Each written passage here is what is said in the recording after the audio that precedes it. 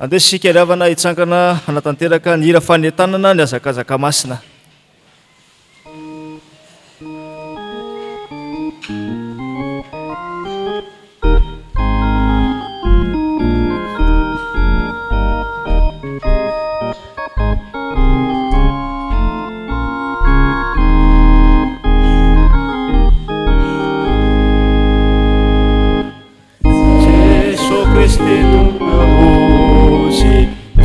Saja manitra Yana ufina tsara Latino manu mandakisa Ade ari sikayaraka Ano yata Ia saka-saka Puto sevela sansara Imada Kasigara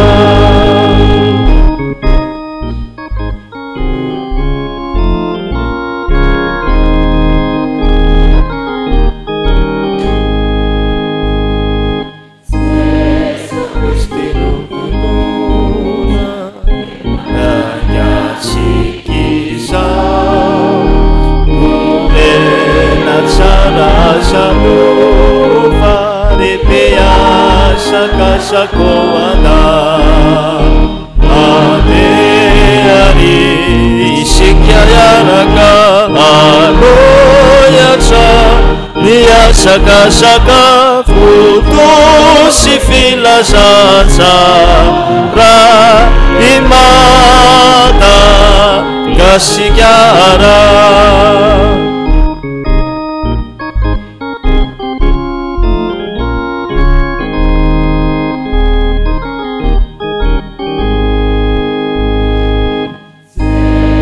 Kristi perua Etu mampifu Anawi Madagasikara Nayana maluvani tantara Ane ari isikyayaraka Anu yatsa Nia saka-saka Futo se fila samazara Imada Kasikyara Ade ari isikyayaraka Ano yatsa Nia saka-saka Futo se fila sansara Imada Kasikyara. Ho an'izay rehetra malan'Andriamanitra sady voantso no masina ho ampitombona ho aminareo mandrakarivan'ny ny fahasoavana ho mba-piadanana avy amin'Andriamanitra ray sy Jesosy Kristy tompontsika. Amen. Anio alahady 2 febroary taona 2022 alahady faefatra manaraka ny epifania ary amin'ity alahady ety ihany koa alahady izay natokanao ho amin'ny fandraisana fanasan'ny tompoko manasa antsika rehetra mpandray fanasan'ny tompo hiara-iompy databatra amin'ny tompo amin'ity anio tia. Lohahevitra vao indray ihany koa no mpandinitsika FJKM amin'ity volana febroary tia izay manao hoe mamonjy ny tenin'Andriamanitra. Andeha sika isaotra sy dera mivonatra n'Andriamanitra amin'ny alalan'ny famakiantsika ny salamo efa voalahatra. Rehefa samy nite izany sika ravana malala dia araka iompeo ampanao salamo sika menarany tompo manao hoe mitondra fahoriana ny adala noho ny fahatsony sy ny helony namona aminay anazy ny anina rehetra ananakaiky ny vavahady ny fahafatesana izy dia nitaraina tamin'i Jehova ireo rahory ka novonjely tamin'ny fary nandeha nitantanany sitana azy ananafaka azy tamin'ny longony aoka iteran'i Jehova re noho ny famindrampony sy ny fahakakana ataony amin'ny zanak'olombelona. Amen.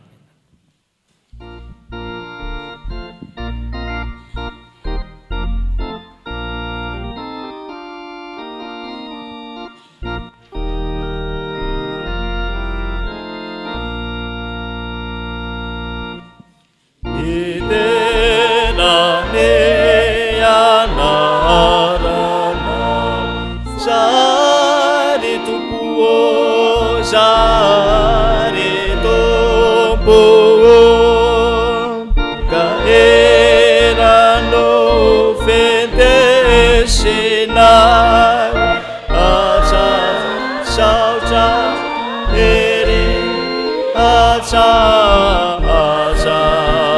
saotra ere marasoanao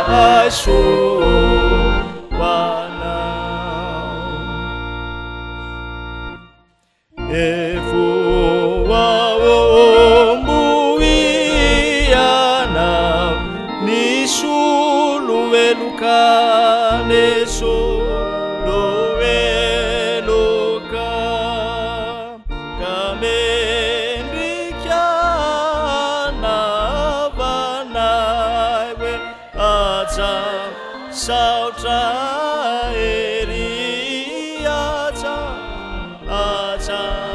saotra ery marasoanao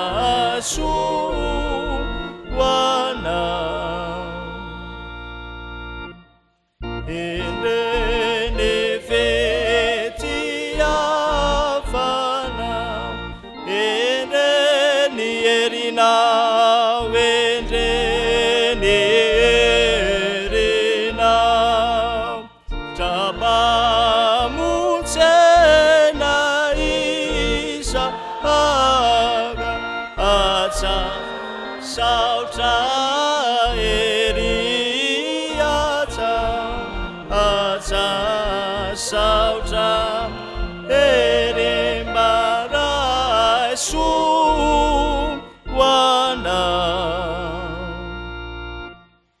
raha tonga ao andanitra zay mpanomponao zay mpanomponao eto ireny ranave aja saotra ery aja saotra ery marasoanao.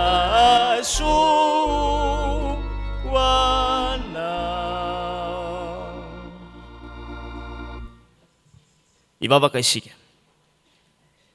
izany tokoa Andriamanitra raha zanaka fanay masino no tononkira zay mipololotra ty anatinay vokatry ny fonay zany Andriamanitra fa mendrika ao anao tokoa ny fiderana fa ianao le Andriamanitra ny Andriamanitra rehetra tompony tompo mpanjaka ny mpanjaka ianao tompony hery sy ny fahefana rehetra any an-danitra sy ety tany ianao kandreto izay tompo vahoakanao novidinao novontsenao izay ka mihika zany ira-piterana izany reto olona nafotanao ireto isotranao zay Andriamanitra ny amin'ny fitahina mahatretrika zay tantananao ny fiainanay ka tsy navelanao rendrika izahay tsy navelanao rembony fahavalo izahay fa notahinao izahay ka mahatratra izao andro voalohany amin'ny herinandro izao ary izao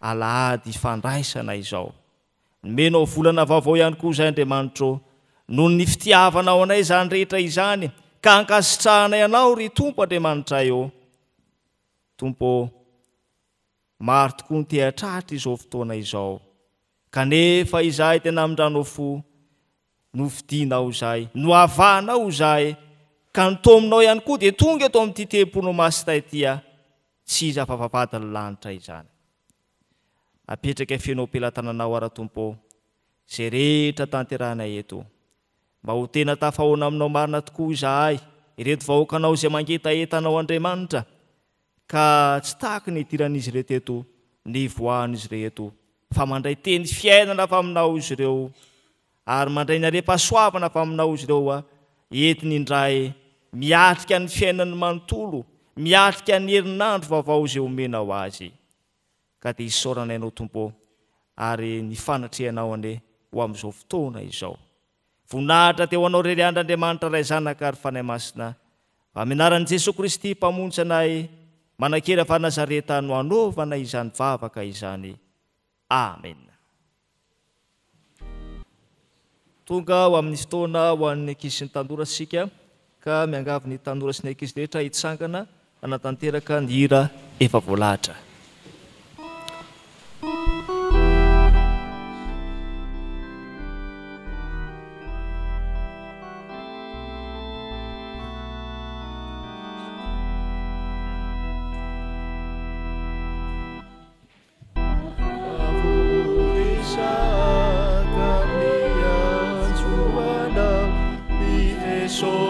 sy mpamonjehana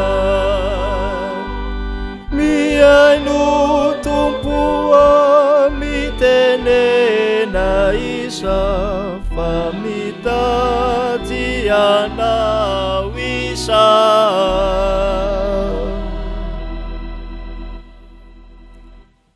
ivavaka isika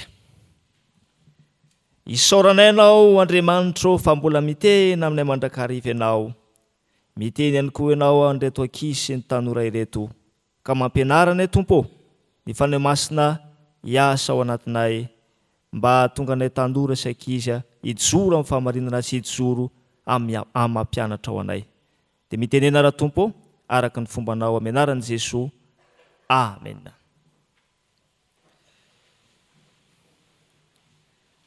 Dia faly miarabantsika ankizy sy ny tanora indray ry havana mianaran'ny Tompo tonga amin'izao fotoana ho amin'ny fampianarana ho anareo izao ianareo. Ny ten'Andriamanitra izay akatsika fampianarana ry ankizy tanora dia izay voalahatra amin'ny Efesianina toko voalohany ka ny andinin'ny fahafito. Manasa anareo zany ry havana mba hanokatra ny Baiboly. Efesianina toko voalohany ka ny andinin'ny fahafito ihany no akatsika afatra fampianarana indray ho anareo ankizy sy tanora. Izao ny vaky ny teny amin'ny anaran'ny Tompo. Izy no ananantsika fanavotana amin'ny rany dia ny famelana ny fahadisoantsika araka ny haren'ny fahasoavany. Amen. Izany ten'Andriamanitra izany ry ankizy tanora no andeha akatsika hafatra fampianarana indray amin'ny tian'io ity. Eto sika raha mijery ankizy tanora ilay hoe izy no ananantsika fanavotana amin'ny rany. Raha miresaka zany tsika ilay mpisolo tena izay tondran'ileo izy eto ito ankizy tanora dia anondronana izy io any Jesosy Kristy io. Izany hoe Jesosy Kristy zany ny tondrona lazaina eto amin'ilay hoe izy ity. Izao anefa no tadidio ry ankizy tanora isika rehetra zao dia efa tokony efa very. Izany hoe very isika izao tontolo izao mihitsy zany very satria nanota teo anatrehan'Andriamanitra. Tsy nakatoa an'Andriamanitra isika ary dia tao anatin'ny fahotana isika. Eto anefany dia na dia teo zany ota mampahotantsika zany dia tafasaraka tamin'Andriamanitra isika.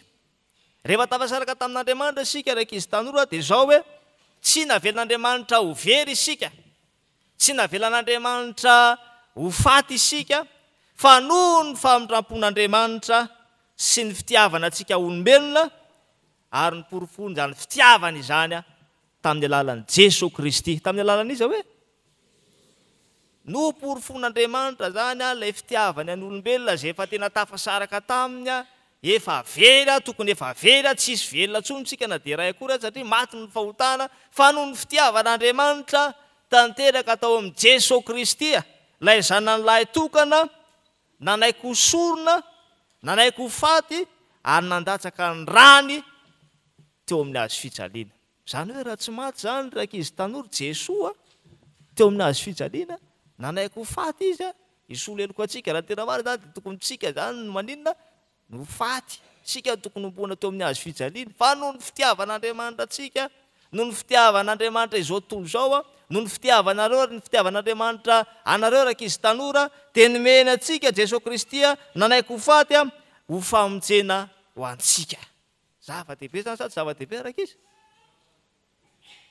Inona raha ny afatra ho antsika ry ankizy tanora andeha ary tsy famavantsika izany fanolorantena tsy manam-paharoa nataon'i Jesosy Kristy ho antsika izany. Andeha tena asitsika vidiny viditsika lafo satria efa nividin'Andriamanitra lafo zany raha Kristy zany. Ka tsy hanao izay hampalahelo ny fanahy masina isika, tsy hanao izay hampalahelo an'Andriamanitra isika, tsy hanao izay hampalahelo an'i Jesosy Kristy isika, tsy hanao izay hampalahelo an'ny ray aman-drenitsika isika, fa mba hiaina amin'ny sitrapon'Andriamanitra izany no takian'Andriamanitra amintsika ry ankizy tanora. Manomboka izao zany ry ankizy tanora dia izao hoe tsy tokony tsoa zany ianao manao izay mampalahelo ray aman-dreny, tsy tokony tsoa anao zany tokony manao fahadisoana, tsy tokony tsoa anao zany manao izay rehetra mety manatabava ray aman-dreny fa maninona ohatry ny mamerina an'i Jesosy Kristy indray eo amin'inona eo amin'ny azo fijaliana. Tsarovy araka izy tanora fa ao amin'ny Jesosy rery ihany no misy ny fanavotana sy ny famonjenantsika izay azo antenaitsika. Ivelan'i Jesosy Kristy tsy misy fanavotana. Tsy amin'ny ray aman-dreny misy ny fanavotana. Tsy amin'ny fianakaviana. Tsy amin'ny zoky, tsy amin'ny zandry. Fa aiza rery ihany nazotsika famonjena, tsy fanavotana. Ao amin'ny Jesosy rery ihany. Mahereza araka izy tanora mifikira amin'ny Jesosy ianao. Andeha mbola hivavaka isika. Makasitraka anao izay Andriamanitro fa miteny aminay mandrakariva ianao. Mpianaro ary Tompo ny ankizy tanora mba tena iaina amin'izany tenao izany. Ary mba tena hatsapany tokoa fa tianao izy ireo. Meo fahendrena, meo fahalalana ary meo azy ihany koa ny fankatoavana anao Andriamanitra sy ny fankatoavana ny ray aman-dreny. Misaotra Jesosy. Amen.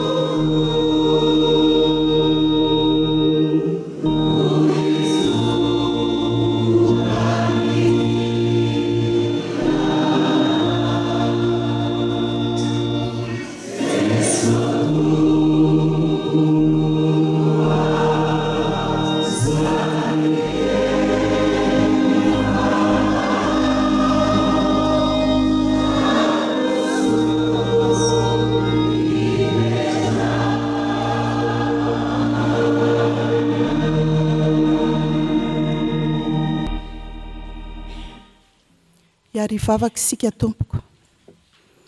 Ry Andriamanitra rainay, misaotra sy mankalaza anao izahay, toloranao anjara tsara raha maky sy iain'ny teninao ankehitriny. Ny teninao izay aina ho an'izay mahazo azy ary fahasalamana ho an'ny nofony rehetra. Aoka ny fanahinao masina hitaridalana anay mba hazava sy ho marina ny famakinay ny teninao. Ny mpanomponao hitondra ny afatrao dia ho iraka ao mahatoky, ho fantsipahasoavana anambara aminay ny sitraponao. Ary taio izahay ankohonanao, ampitoetra ny teninao aty amponay, ankatoy izany, anananay antoka ny fiainana mandrakizay avy aminao Jesosy Kristy zokinay. Asandratray amin'ny anaranao Jesosy Kristy, mpamonjy izao tontolo izao ny vavakay. Amen. Iara-maky sy iain'ny soratra masiny isika ao amin'ny fanekena taloha, bokin'i Zakaria. Zakaria toko 9, andininy voalohany ka hatramin'ny 9. Rehefa hita dia ho vakiana amin'ny anaran'ny Tompo. Ary tonga ny tenin'i Jehova tompony maro, nanao hoe, izao ny lazain'i Jehova tompony maro. Saropiaro dia saropiaro amin'ny zionao, eny saropiaro azy amin'ny fahatezerana mafy aho. Izao ny lazain'i Jehova, efa tafaverina ho eto zionao ka honina eto afovoan'ny Jerosalema. Ary Jerosalema dia atao hoe tanànan'ny fahamarinana, ary ny tendrombohitra Jehova tompony maro dia atao hoe tendrombohitra masina. Izao no lazain'i Jehova tompony maro. Mbola isy lahy antitra sy vavy antitra hipetraka eny an-dalamben'i Jerosalema, sady hitehina amin'ny tehina eny an-tanany isan'olona noho ny fahanterany. Ary eny an-dalambe any an-tanàna dia ho feno ankizy lahy madinika sy ankizy vavy madinika milalao eny an-dalambe. Izao no lazain'i Jehova tompony maro. Raha mahagaga izany eo imasony sisa amin'ity fireneny ity amin'izany andro izany, mo ahagaga eo imaso kokoa va hoy Jehova tompony maro. Izao no lazain'i Jehova tompony maro. Indro hamonjy ny oloko avy any amin'ny tany atsinanana sy amin'ny tany andrefanao, ary hitondra azy aho ka onina ny Jerosalema izy, dia ho oloko izy, ary izao kosa ho Andriamaniny amin'ny fahamarinana sy ny fahitsiana.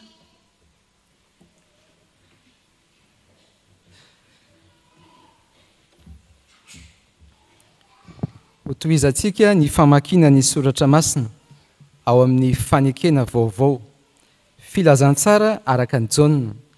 Jaona toko 5, ny 7:30 hatramin'ny 7:70. Ary ho faranantsika ny famakiana ny soratra masina ao amin'ny epistily ho an'ny Efesianina. Efesianina toko 1, ny 7 hatramin'ny 7:70. Rehefa hita dia vakina amin'ny anaran'i Jesosy. Dinihinareo ny soratra masina satria ataonareo fa ao aminy no anananareo fiainana mandrakizay, ary ireny no manambara. Kanefa tsy mety manantona ahy ianareo anananareo fiainana. Tsy mandray laza avy amin'olona aho, fa fantatro ianareo fa tsy misy fitiavana an'Andriamanitra ao am-ponareo. Izao dia avy amin'ny anaran'ny raiko, nefa tsy raisinareo. Raha misy hafa avy amin'ny anaran'ny tenany, dia ho raisinareo ihany izy. Ataonareo izay mifampitady laza ahoana no fino, nefa ny laza avy amin'Andriamanitra tokana kosa dia tsy tadiavinareo.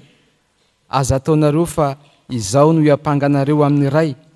Misy ny mpiampanganareo dia Mosesy izay hitokianareo. Fa raha mba nino any Mosesy ianareo, dia ino aho, satria nanoratra ny laza izy.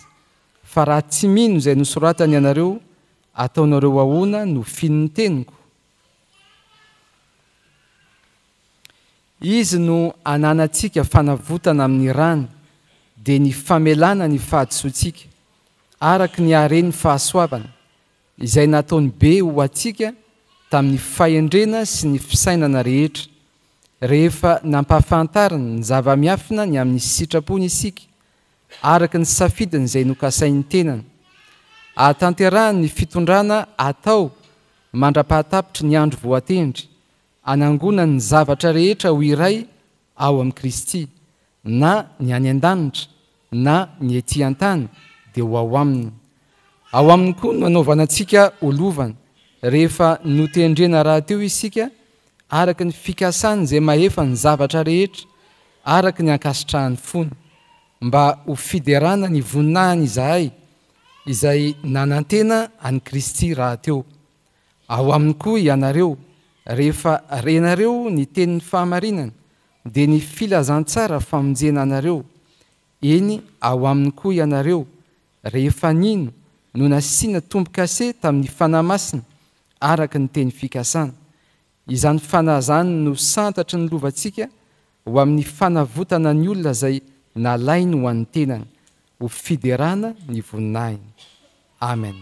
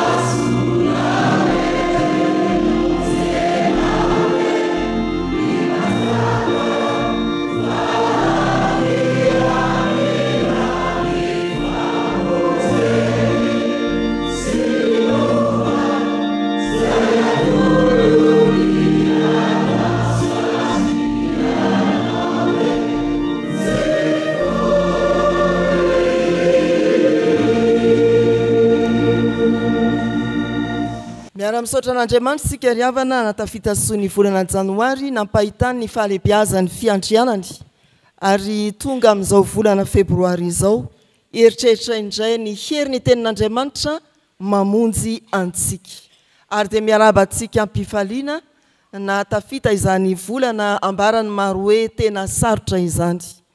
Ankehitriny dia anoloanantsika ny bokin'i Zakaria toko 5:1 hatramin'ny 5.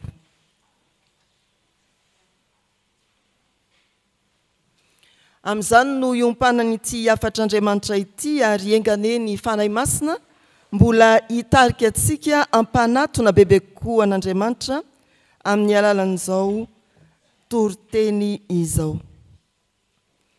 Ny faminaniny Zakaria mpaminany.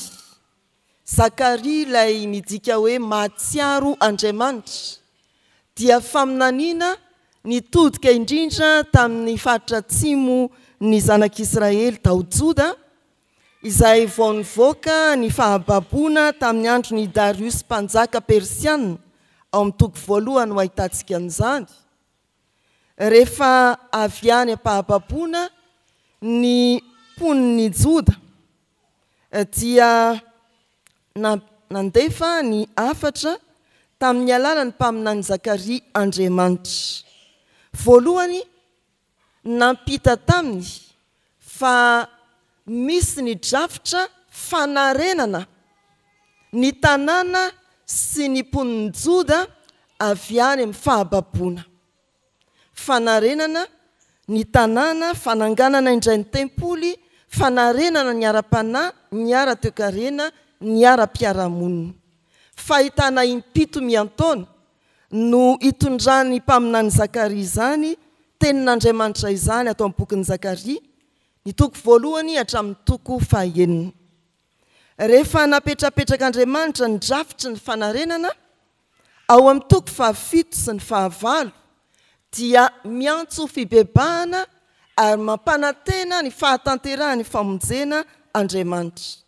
Ao amin'ny toko 7 mamarana ity bokin'ny Zakaria ity dia manondro an'ilay Mesy fahatanterahany famonjena ny faminaniany Zakaria.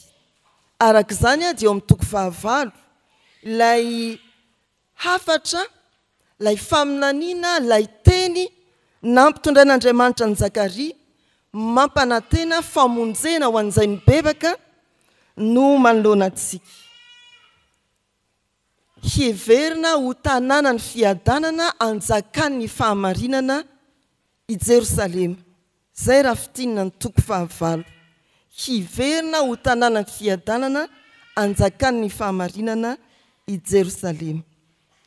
Mamonjy ny tenin'Andriamanitra. Ny voalohany, Andriamanitra miteny ny Andriamantsika ary ny faharoa, teny 5 milaza famonjena.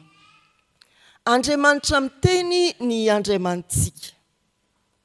Miverina imbetsaka hatrany amin'ny 7:20 eto amin'ity toko 9 ity ny filazana hoe hoy Jehova. Izao no lazainy Jehova. Ato amin'ny anjara perikopantsika dia hita zany eo amin'ny 2, ny 9, ny 9, ny 4 ary ny 7. Ireo lay teny 5 milaza famonjena. Andriamanitra miteny amintsika. Tsy teny ny mpaminany fa teny ampitaina amin'ny alalan'ny mpaminany ny faminaniany Zakaria. Tsy hevitra Zakaria fa afatra avy amin'Andriamanitra. Tsy herin'i Zakaria no entiny manambaran'izany fa efan'ilay tompony teny dia Andriamanitra. Paoly raha manambara indrindra ny mampitoro ny filazantsara azy avy amin'Andriamanitra ao amin'ny Korintianina 1:2 dia milaza toy izao eo amin'ny 1 sy ny 7 hatramin'ny 5. Korintianina 1:2, ny 1 sy ny 7 hatramin'ny 5. Hoy Paoly raha milaza manamafy ny mahafatr'Andriamanitra ny toriteny. Amin'ny anaran'ny Tompo, ary izao kory rahalahy raha tonga tany aminareo dia tsy tonga tamin'ny teny sy ny fahendrena marevaka raha nitory taminareo ny zava-miafina izay an'Andriamanitra. Ary izao raha tany aminareo dia azo ny fahalemena sy ny fahatahorana ary ny fangovitana be, ary ny teniko sy ny toro-teniko dia tsy tamin'ny teny fahendrena mahataona fa tamin'ny fanehoan'ny fanahy sy ny hery, mba tsy horena ny finoanareo amin'ny fahendren'ny olona fa amin'ny herin'Andriamanitra ihany. Tsy tenin'ny Zakaria mpaminany fa tenin'Andriamanitra. Tsy afatra i Zakaria mpaminany fa afatra avy amin'Andriamanitra. Tsy fahefana na hery fa aiza miteny i Zakaria mpaminany fa fahefana avy amin'Andriamanitra. Fotoanan'ny fianony zao vanimpotoana irahantsika miaina izao ry havana.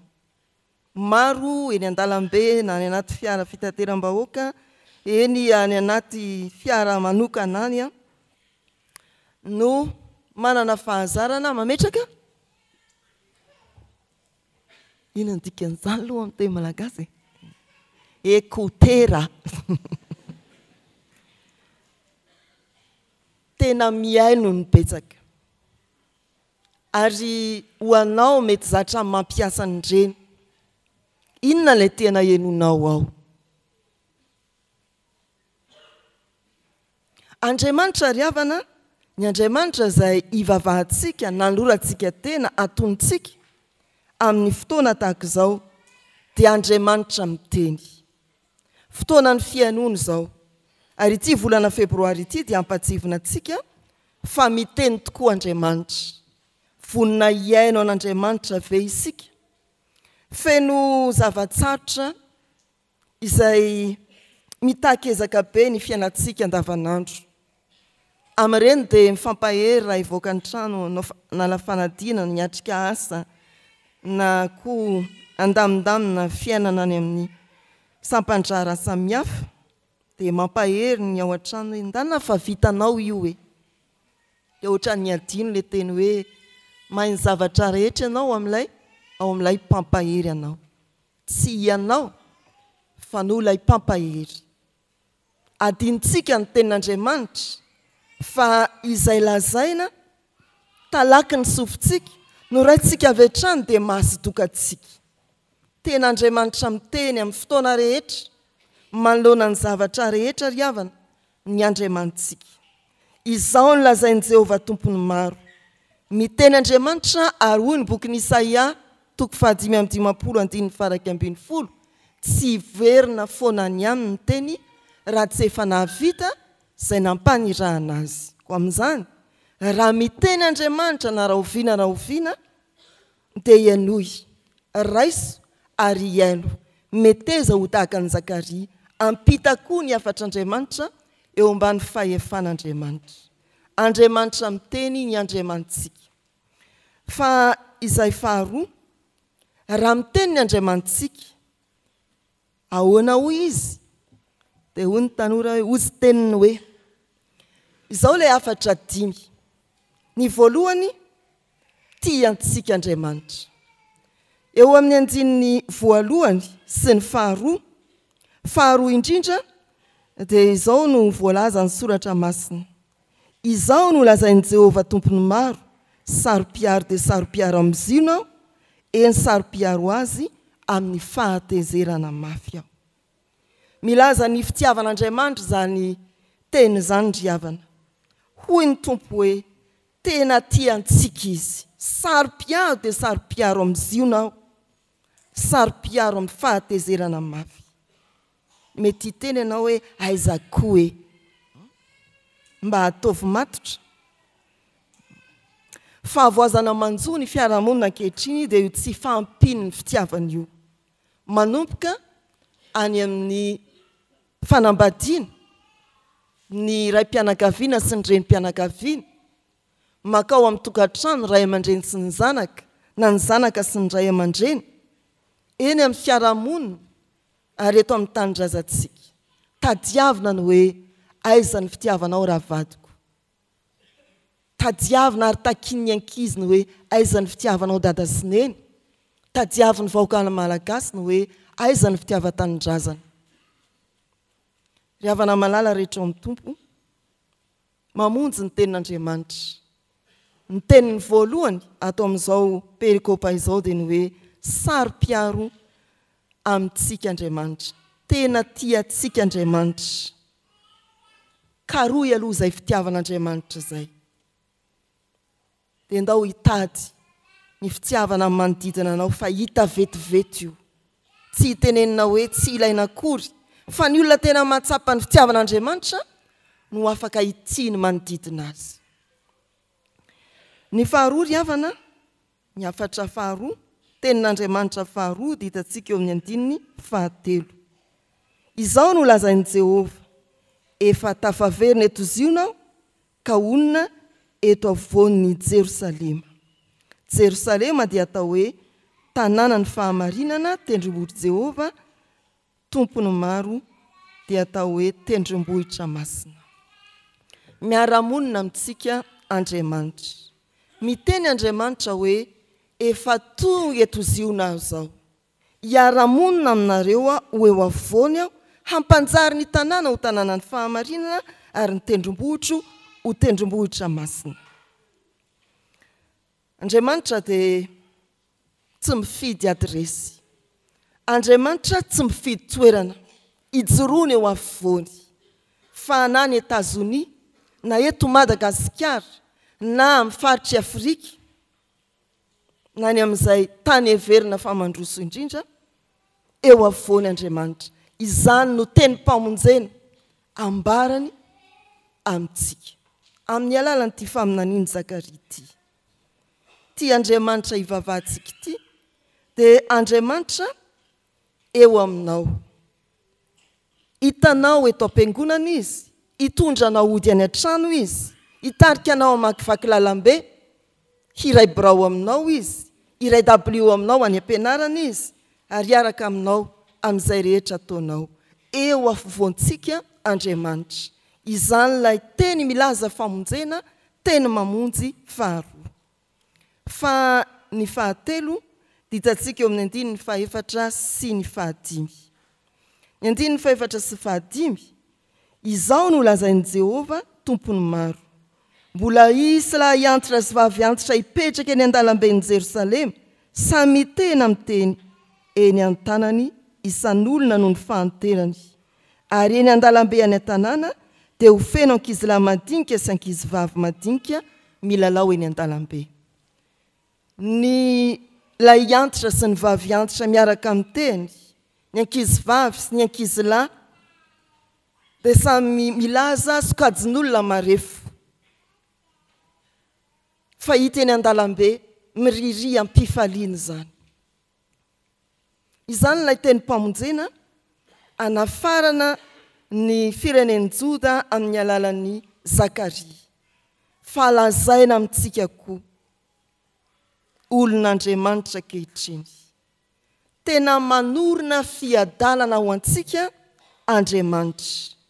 Amin'ny alalan'izany teny izany no azotsika manantena hoe misy fiadanana omen'Andriamanitra antsika.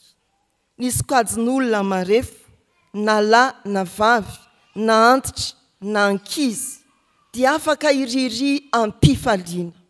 Tsy ao an-tranony ihany, fa eny an-dalambe. Ny fiainany manontolo izany, izay alehan'ny rehetra, fifaliana.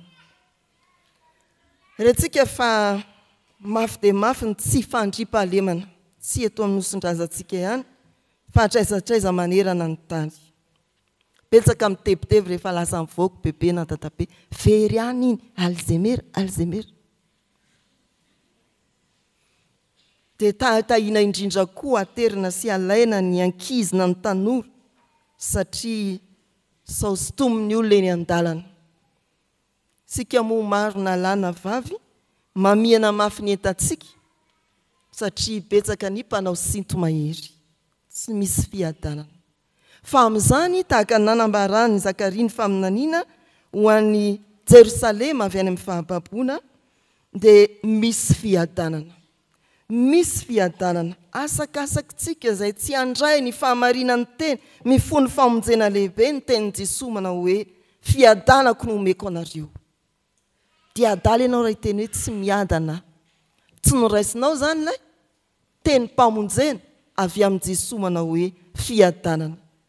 Tsy noalalininao ary tsy noheverinao ny tenin'i Zakaria manao hoe eny an-dalambe isy antitra vavy antitra lahy antitra mitena miteny, ankizy lahy sy ankizy vavy miriary milalao.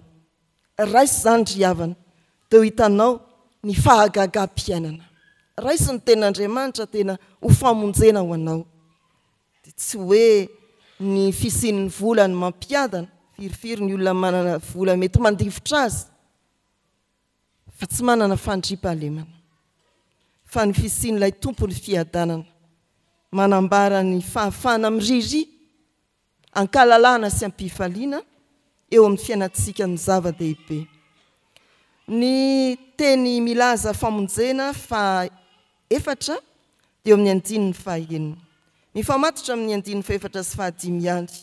Zava-mahagaga no ataon'Andriamanitra. Mahagaga tokoa no hoe firenena voatonga avy any amin'ny fahababoana, mamantana, atao tany foana sy mikorontana no anambaran'Andriamanitra fiadanana. Tena mahagaga zany. Andininy fahaenina dia hoy ny soratra masina. Izao no lazain'i Jehovah tompony maro, raha mahagaga zany eo masony sisa amin'ity firenena amin'izany andro zany, mo mahagaga eo masoko va, hoy Jehovah tompony maro. Andrasan'ny olona maro sy azakazahany betsaka zany atao hoe fahagagana mampisy fiadanana, fa tsy andrasan'izany fa efa tonga eo amintsika. Araka ny voalaza teo, ny tompo mihitsy no mametraka ny fiadanana ho an'ny olona marefo, no mametraka fitoniana sy filaminana ary fifaliana eo amin'ny fiainan'ny vahoakany. Anjaran'Andriamanitra zany. Dia ny farany driavana eo amin'ny fahafito sy fahavalo. Teny mampanantena fa vonina amonjy Andriamanitra. Vonina amonjy Andriamanitra. Izao no lazain'i Jehovah tompony maro, indro amonjy ny oloko avy amin'ny tany atsinanana sy amin'ny tany andrefanao. Ary hitondra azy aho ka onina ny Jerosalema izy, dia oloko izy ary izao kosa ho andriamaniny amin'ny fahamarinana sy ny fahitsiana. Indro fahavononan'Andriamanitra hamonjy zany. Amonjy ny oloko avy any amin'ny tany atsinanana, avy amin'ny tany andrefanao. Ny atsinanana fiposahan'ny masoandro, ny andrefana filentehany, dia ilazana ny fotoana rehetra izay hitondran'Andriamanitra famonjena tsy tapaka manomboka amin'ny fiposahan'ny masoandro ka hatramin'ny filentehany. Izany ilay Andriamanitra maneho fahavononana hamonjy. Miteny zany izy raha manambara amin'ny mpaminany manao hoe izao no lazain'i Jehovah. Ry havana malala, ao anatin'ny andininy fahavalo dia misy koa manao hoe mampifandray Andriamanitra. Zay ny heviny. Hitondra azy aho ka onina ny Jerosalema izy, dia oloko izy ary izao kosa ho andriamaniny. Mampifandray ny avy any atsinanana sy andrefana amin'ny fotoana rehetra Andriamanitra. Mampiombona ny olombovonjy Andriamanitra ary tokana ny Andriamanitra tompony ny olombovonjy.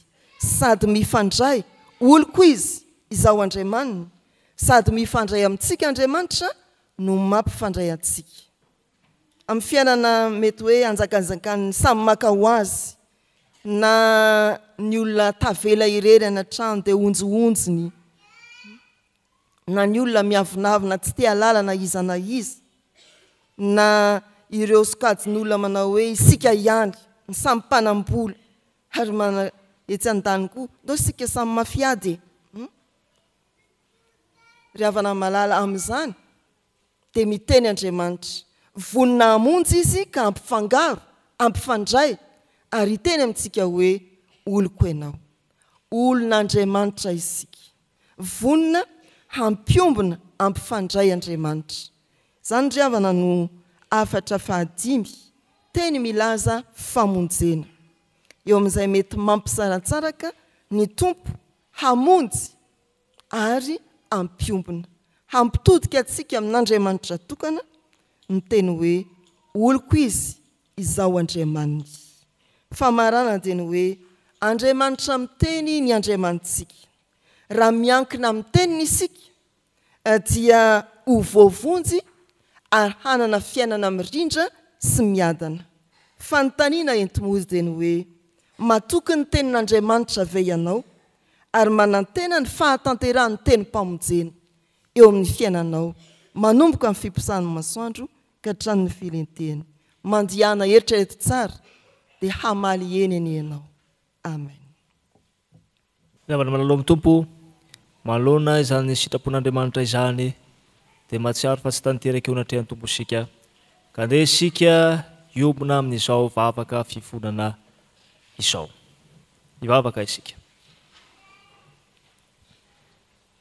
Andriamanitra rainay io, rainay amin'ny alalan'i Jesosy Kristy mpamonjy anaynao. Saotranao zay Andriamanitra ny amin'ny teninao izay manambara ny sitraponao naseho anao taminay indray tompo tamin'ity fotoanan'io ty, fa tena tianao izahay, tsy fonao izahay, satria Andriamanitra miteny amin'ny mandrakariva ianao, miteny ianao amin'ny alalan'ny teninao ao amin'ny soratra masina. Izany tompo dia maneho fa Andriamanitra fitiavana ianao ka saro-piaro anay olonao. Andriamanitra manoloana izany sitraponao izany tompo. Ianao lay Andriamanitra miteny amin'ny mandrakariva, fa izay kosa Andriamanitra no tsy te handre ny teninao izahay, malaindaina ny amin'izany fianonany teninao izany izahay, ary tsy ataonay lara-pamehano amin'ny fiainanay izany fa izay tiana ihany ny nonay. Tompo, mifona aminao izahay.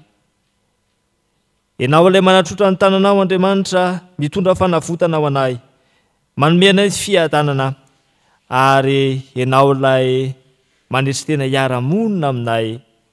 Kanefa tompo, izahay indray ny tao manositosika anao, izahay indray ny tao tsy mila anao ary mihevitra izay fa mavita ny fiainanay, ka dia tsy mihaino ny teninao izahay.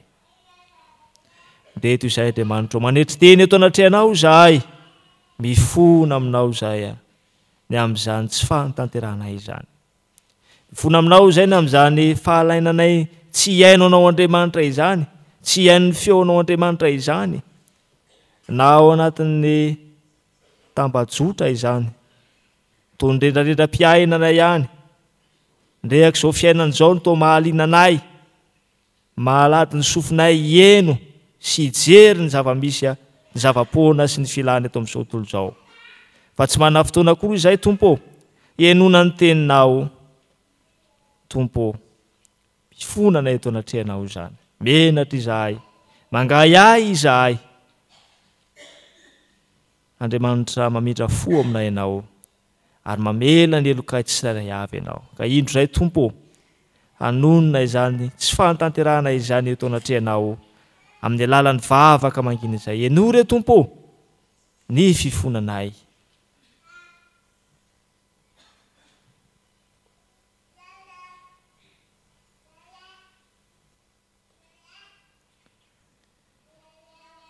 Isaoranay Andriamanitra, fa Andriamanitra mihaino vavaka anay, ary Andriamanitra mihaino ny fifonanay ianao, noho ny amin'ny anaran'i Jesosy Kristy, lay maty teo amin'ny fijaliana nandatsaka ny ranao, isolo ny elokay, manaovana izany vavaka izany. Amen.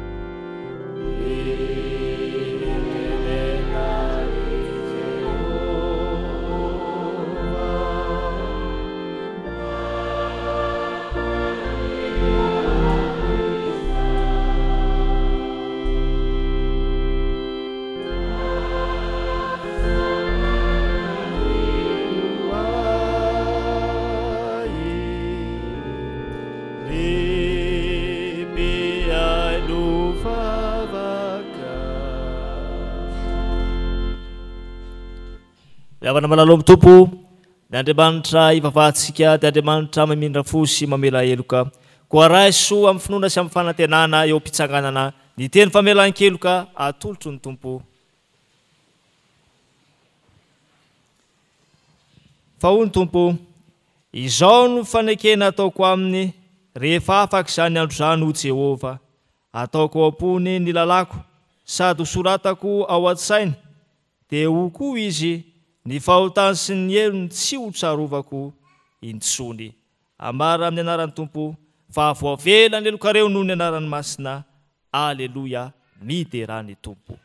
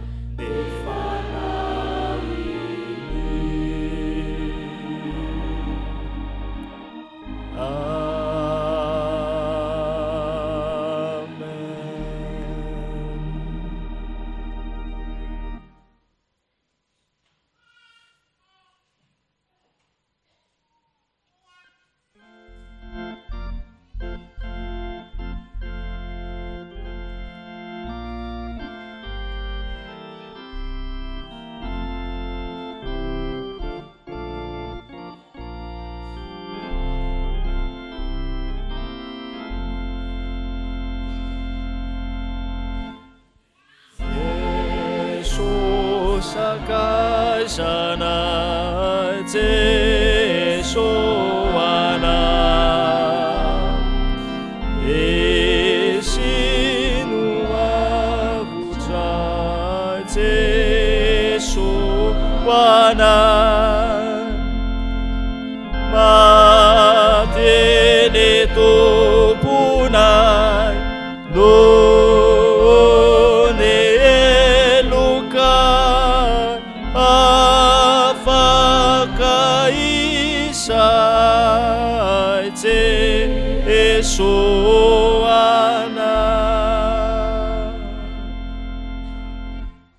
ny olona voavela heloka dia say maneho ny finoana eo anatrehan'ny tompo ka andeha rahantsika manonona izao ny fanekem-pinoana apôstôlika na ny fanekem-pinoana laharana voalohany.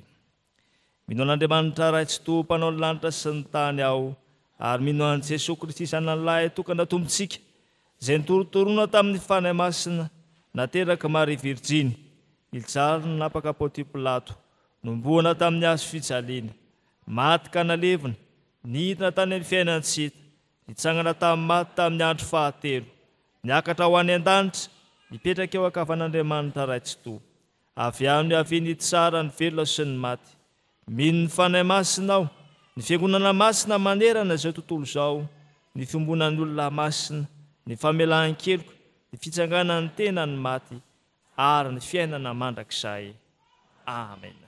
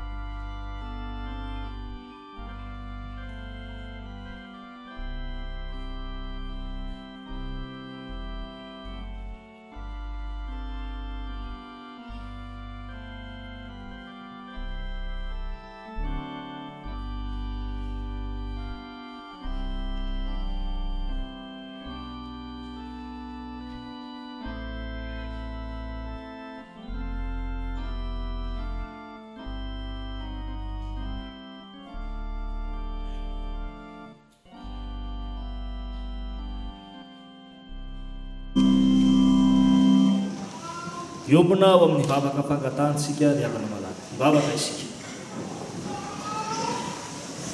ndreto zay Andriamanitro tonga amin'ny fotoana zay ho amin'ny vavaka fangatahana Andriamanitro mametraka fieno am-pelatananao zay ny fiainan'izao fiangonana eto amin'ity fitandremana isotro fitiavana ity apetraka fieno am-pelatanao Andriamanitro reo tompona andraikitra rehetra isatsokatriny manomboka any amin'ny mpitandrina izany ny birao ny fiangonana ny mpihevitra raha ny mpandray ny fanasany tompo ary ny vita batisa rehetra ny kristianina rehetra eto amin'izao fitandremana izao apetraka fieno am-pelatananao ny tsy taray avy mba samy aefa ny anjara fanompona ny andraikitra efa napetraka ao aminy mba tsisy hemitra amin'izany izy ireo ary ianao no hamehery sy fahasalamana azy ireo mandrakariva afamana tanteraka izany vavaka izay Andriamanitro ho an'ny sabatan'olona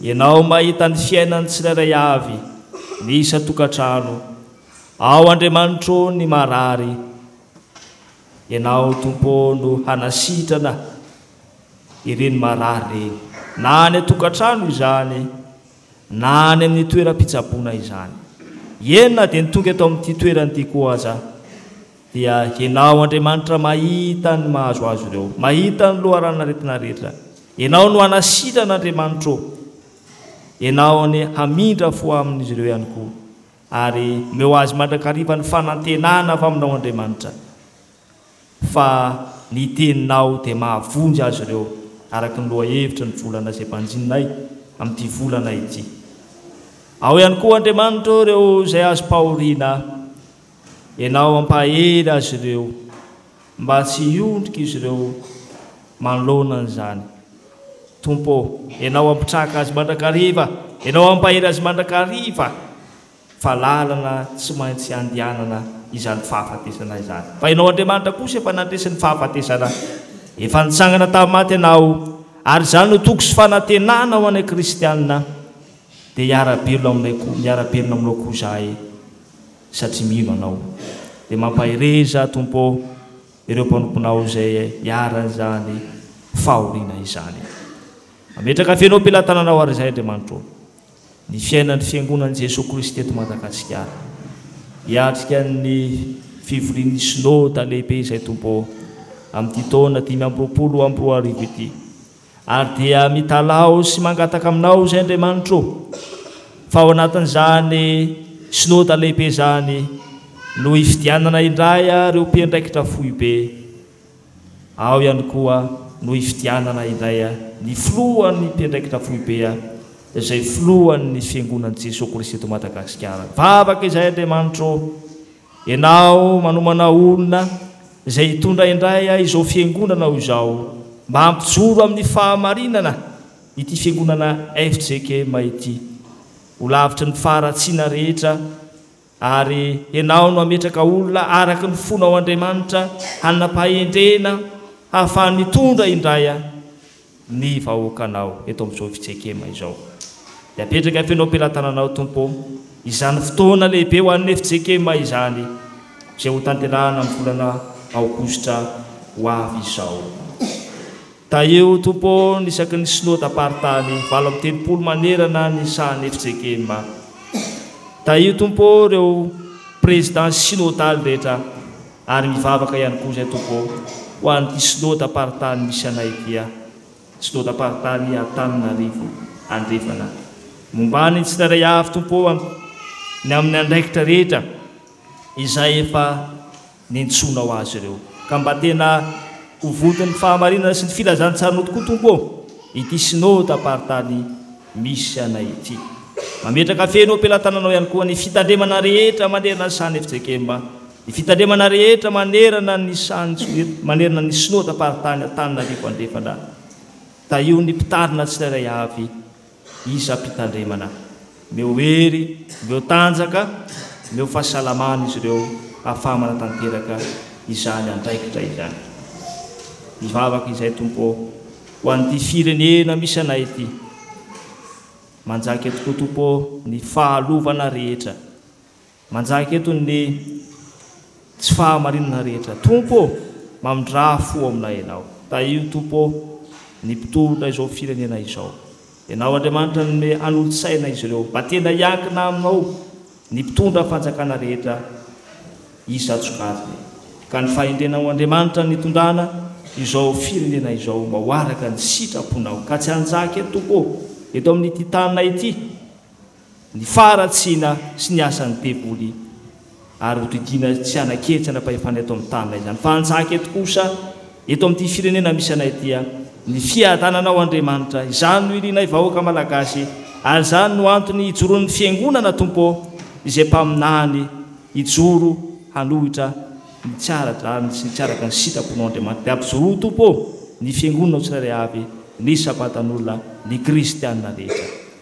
Izany vavaka izany raha tompo dia fianonay sy atambatray amin'ilay vavaka nampianaranao manao hoe ranay izany an-danitra mba masinana ny anaranao tonga ane ny fanjakanao atao ane ny sitraponao ety atany tahaka ny an-danitra eo ane ny saza anao melany kay tahaka ny amelanay sy ny tanindray raha dia mitonany amin'ny fakapana fa manafahanay amin'ny ratsy anao ny fanjakana sy ny hery ary ny voninahitra mandrakizay. Soratsika ny biraom-piangonana nitondra ny tsara ho fantatra mikasika ny fiainan'ny fiangonana eto amintsika. Ireto anankiroa reto mbola hijoroana ry havana. Ny voalohany dia fampahafantarana fandaminana asa ary ny faharoa fanantitranterana fanentanana. Efa naseho tamintsika ireo tompon'andraikitra amin'ny asa samihafa eto amin'ny fiangonana ny alahady faharoa ambin'ny 10 janoary lasa teo.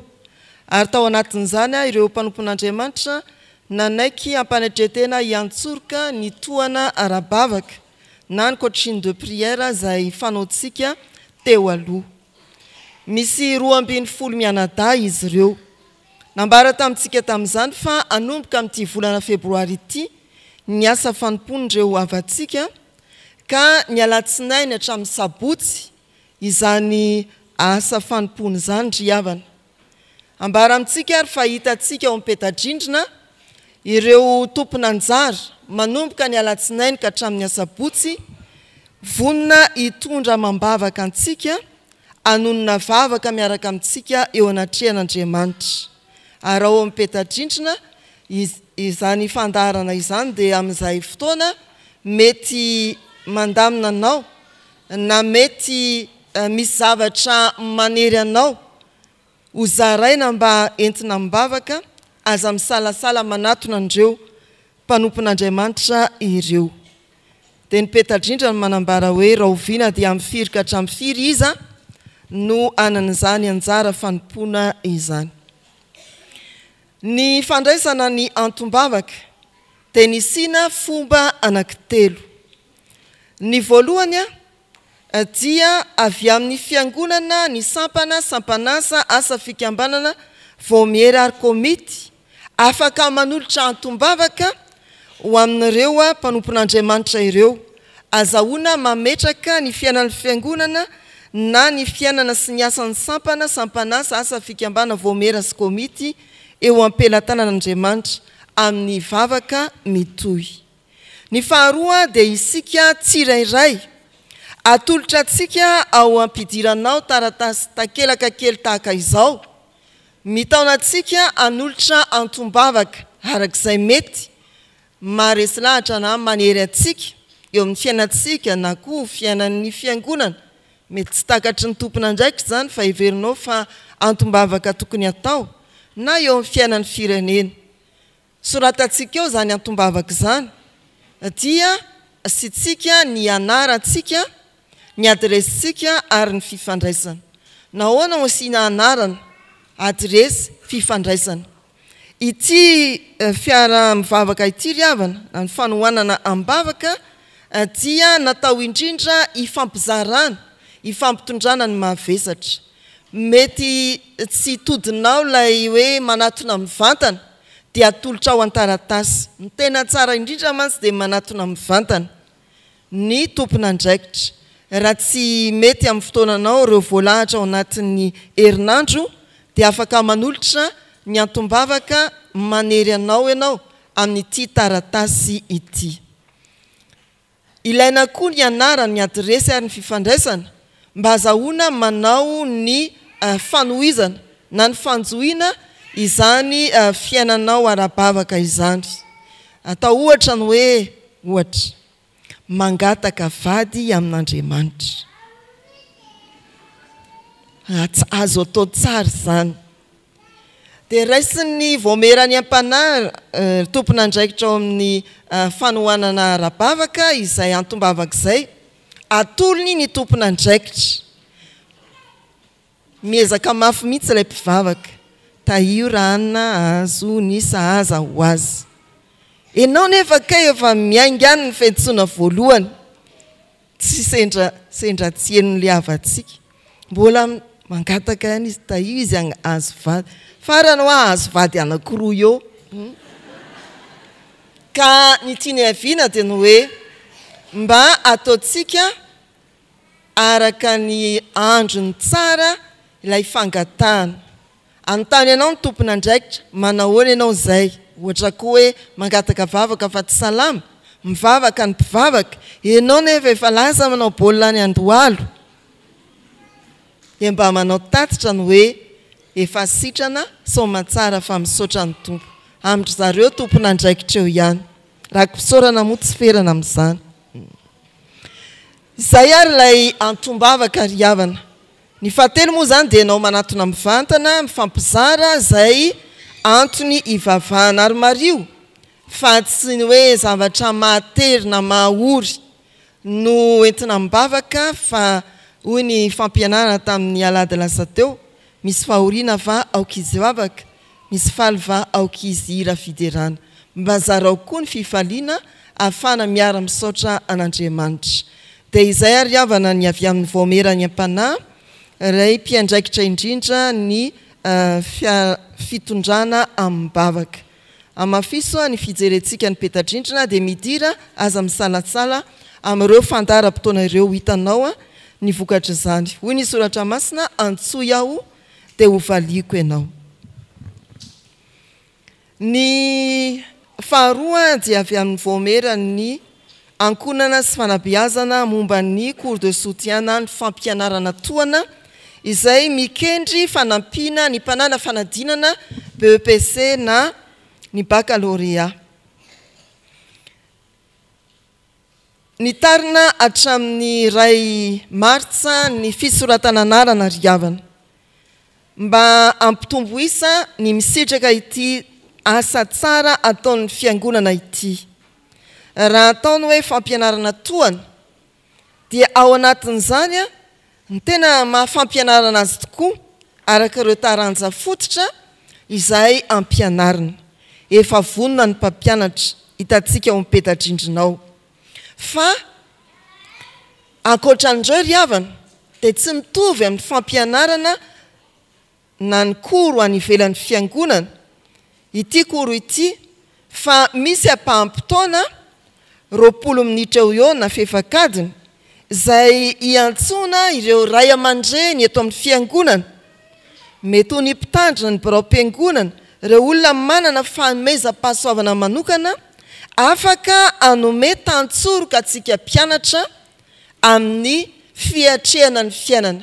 Tsy fiatrehana fanadinana ihany fa fiatrehana ny fiainana koa. Ahoana ny ahafana tena miatrika ny fiainanao amin'ny mampianatra anao akendrenao tanjona anankiray. Ahoana ny lalana atongavana ho tahak'izao na tahak'izao. Mety hizara amintsika ny lalana ny diavy ny mpanompon'Andriamanitra anankiray dia lesona lehibe ho antsika izany. Mety tsy hitantsika ny amin'ny toeran-kafa izany fa atolotra antsika atao anatin'ity fampianarana toana ity ry havana. Ho indrindra ny mpanao salama, anome sainanao sy hampianatra anao ny lalaka lehanao ao.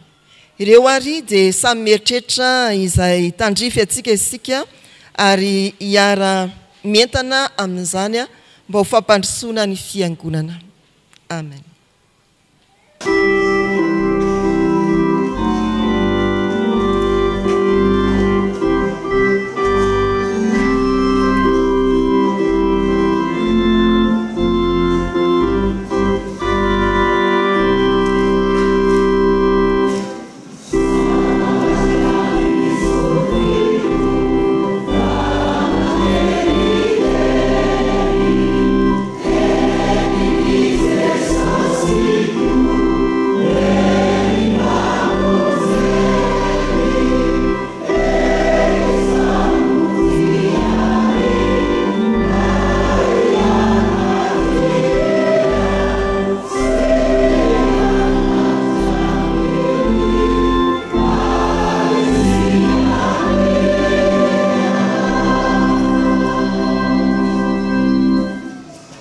raiso ny tsodrano tononona amin'ny anaran'ny tompo andriamanitry ny faharetana sy ny finoanana ane hampiray hevitra anareo araka ny Kristy Jesosy mba ho saina iray sy vava iray no iranareo mankalaza an'Andriamanitra rain'i Jesosy Kristy tompontsika. Amen.